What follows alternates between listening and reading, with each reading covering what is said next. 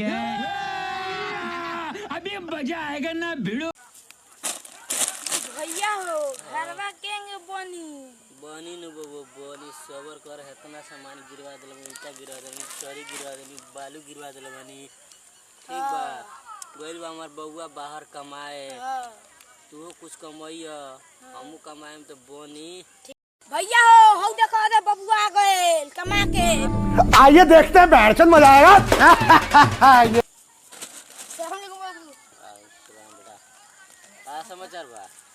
ठीक बा ठीक से रहो बनू